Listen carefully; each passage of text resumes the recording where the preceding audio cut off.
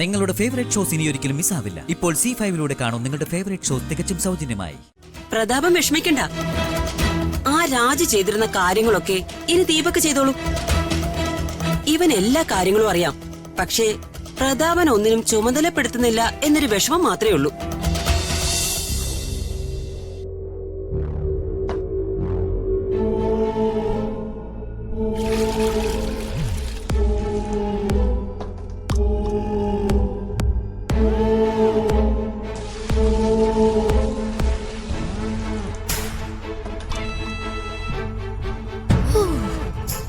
എന്തൊരു തണുപ്പ്. ഇത് മതി കുഞ്ഞാവ, തണുത്ത വെള്ളത്തിൽ കുളിച്ചാ മതി.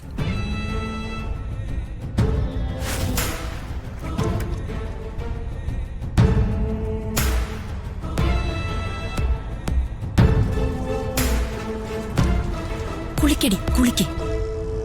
നീ ആ തണുത്ത വെള്ളത്തിൽ കുളിച്ചിട്ട് നിന്റെ പനി കൂട്ട്. അങ്ങനെ പനി കൂടിയിട്ട് നിന്റെ ആ പൂജ തന്നെ അങ്ങ് മുടങ്ങിപ്പോട്ടെ. രാജു, എന്താ മാഡം? രാജുവിന്റെ ടവൽ എടുക്കാൻ മറന്നു. ആണോ? ഞാനിപ്പോ കൊണ്ടുവരാം മാഡം.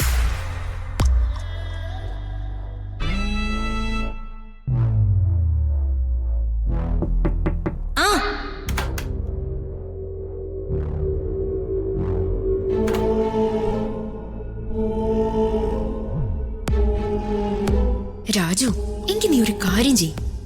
അകത്ത് കയറി അവൾക്ക് തോർത്തി കൊടുത്തിട്ട് ഉടുപ്പ് ഇടിയിച്ച് പൗഡർ ഇട്ട് പൊട്ടും കുത്തി കൊടുക്ക. ഇതൊക്കെ കണ്ടുകൊണ്ട് ഇവിടെ നിന്നാ എനിക്കെന്റെ സമനില തെറ്റും.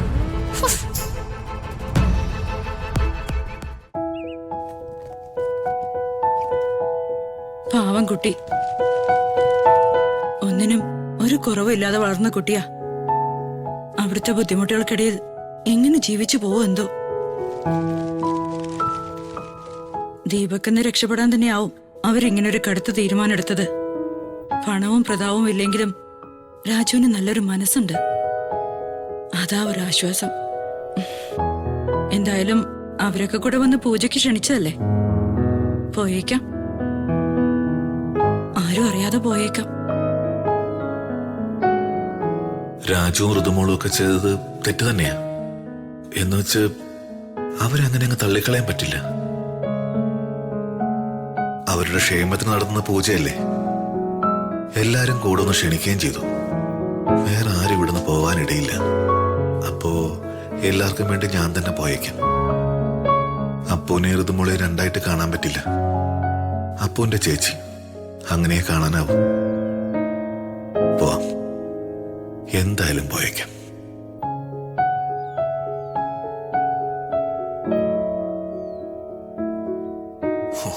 അമ്മയ്ക്ക് അവരെ പണിയൊന്നുമില്ലേ?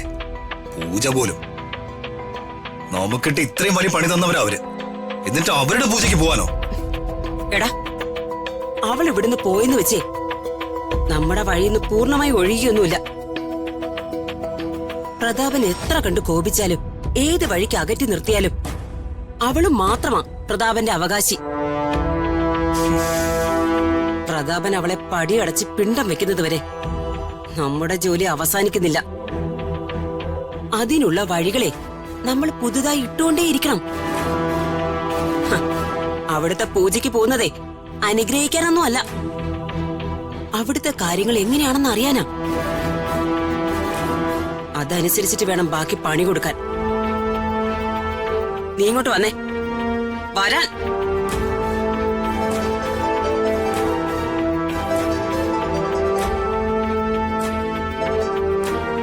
ഹലോ സർ, ഞാൻ കേരള കൾച്ചറൽ സൊസൈറ്റിയുടെ പ്രസിഡന്റാണ്. അടുത്ത ആഴ്ച ഞങ്ങളുടെ ബോധവൽക്കരണ സെമിനാർ ഉദ്ഘാടനം ചെയ്യാമെന്ന് സാർ സമ്മതിച്ചിരുന്നു. തീയതിയും സമയവും സാർ പറയാമെന്ന് പറഞ്ഞിരുന്നു. പക്ഷെ ഇതുവരെ ഒരു ഇൻഫർമേഷൻ ഇല്ല.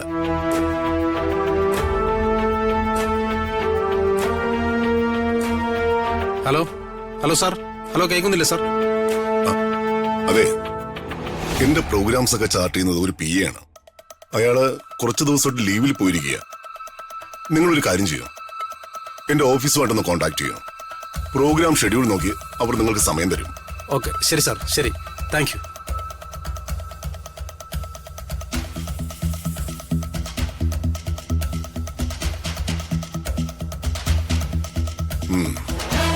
എല്ലാം അവന്റെ കയ്യിലാ. ഇതൊക്കെ അവൻ ചെയ്യേണ്ട കാര്യങ്ങളാ. ആ രാജു ഇനി ഇതൊക്കെ ഓഫീസിൽ വിളിച്ച് അന്വേഷിക്കണം. പ്രതാപം വിഷമിക്കണ്ട. ആ രാജു ചെയ്തിരുന്ന കാര്യങ്ങളൊക്കെ ഇനി ദീപക് ചെയ്തോളൂ. ഇവൻ എല്ലാ കാര്യങ്ങളും അറിയാം. പക്ഷേ പ്രതാപൻ ഒന്നിനും ചുമതലപ്പെടുത്തുന്നില്ല എന്നൊരു വിഷമം മാത്രമേ ഉള്ളൂ.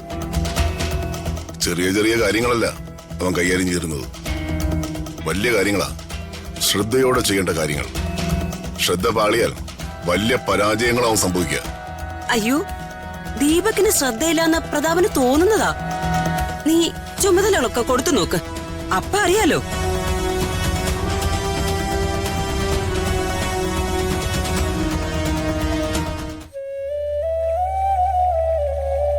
അതെ, വധൂവരന്മാർക്ക് ഇരിക്കാൻ ഒരു ഇരിപ്പിടം വേണം. ഇപ്പൊ ശരിയാക്കാം.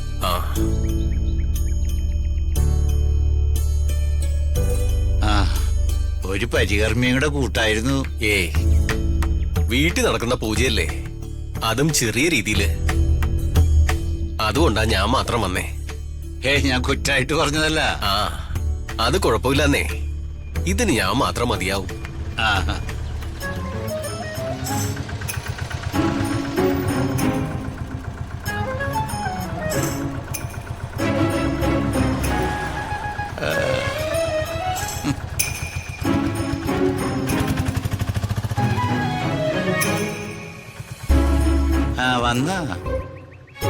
വന്നു. ഇന്നലെ കല്യാണത്തിനൊന്നും കണ്ടില്ല. വീട്ടിൽ നിന്ന് കയറി വണ്ടി ഇപ്പോഴാണ് എത്തിയത്. എനിക്ക് കിട്ടാനുള്ള സ്ത്രീധനമൊക്കെ കിട്ടിയോണ്ടേ 2 എയറോപ്ലെയിൻ മേടിക്കാന്ന് വിചാരിച്ചു. അതിന് അഡ്വാൻസ് കൊടുക്കാൻ പോയതാ. സാധാരണ മനുഷ്യർക്ക് സ്ത്രീധനത്തെക്കാൾ വലുത് സ്വന്തം മോളും ഭാര്യയൊക്കെ. ഞാൻ ഇത്തിരി അസാധാരണ മനുഷ്യനാണ്, അതുകൊണ്ടായിരിക്കും ചിലപ്പോ അങ്ങനെ. സ്വന്തം കുഞ്ഞിന്റെ തലയ്ക്ക് ഓപ്പറേഷൻ കഴിഞ്ഞ് കണ്ണു തുറന്നു കണ്ടപ്പോ പോയതാ. പിന്നെ ഇപ്പോഴാ കാണുന്നത്. ഒരു ഉളുപ്പില്ലാത്തവൻ. സ്വന്തം മോളെ സ്ത്രീധനമില്ലാതെ കെട്ടിച്ച് വിടുന്നതോടെ തന്റെ കടമ കഴിഞ്ഞു എന്ന് കരുതുന്നതും ഒരു തരം ഉളുപ്പില്ലായ്മ തന്നെയാ. നിന്നോട് സംസാരിക്കാൻ കൊള്ളില്ല. നിങ്ങളോട് പണ്ടേ സംസാരിക്കാൻ കൊള്ളത്തില്ല. ഭാര്യയെ മോളെ വിളിച്ചോണ്ടാ വന്നതാണോ അതോ ചടങ്ങിൽ പങ്കെടുക്കാൻ വന്നതാണോ? ഞാൻ ഈ കൈ ഇങ്ങനെ നീട്ടുമ്പോ ഇതില് എനിക്ക് കിട്ടാനുള്ള സ്ത്രീധനം വെച്ച് തന്നാൽ ആ കയ്യിലുള്ള സ്ത്രീധനം ആദ്യം നടക്കും. അതിന്റെ പിറകെ ഞാൻ നടക്കും. അതിന്റെ പിറകെ ഉണ്ടാകും എന്റെ ഭാര്യയും മോളും. എന്നാ പിന്നെ ഞാനങ്ങോട്ട്. ആയിക്കോട്ടെ ആയിക്കോട്ടെ. അമ്മായിയപ്പനാണോ? സ്വന്തം ഭാര്യയെക്കാളും മക്കളെക്കാളും അവന് വലുത് സ്ത്രീധന പൈസ. ഏത് ഗതികെട്ട നേരത്താണാവോ ഈ അലവലാതിക്ക് എന്റെ മോളെ കെട്ടിച്ചു കൊടുക്കാൻ തോന്നിയത്. സമയം നല്ലതല്ലെങ്കിൽ ഏത് പണിയും ഫ്ലൈറ്റ് പിടിച്ച് നെഞ്ചത്തോട്ട് കയറും. അതുറപ്പാ. ഗതികേട് അല്ലാതെന്താ. ഡൗൺലോഡ് ചെയ്യൂ C5 ആപ്പ്. കാണൂ എല്ലാ എപ്പിസോഡുകളും സൗജന്യമായി.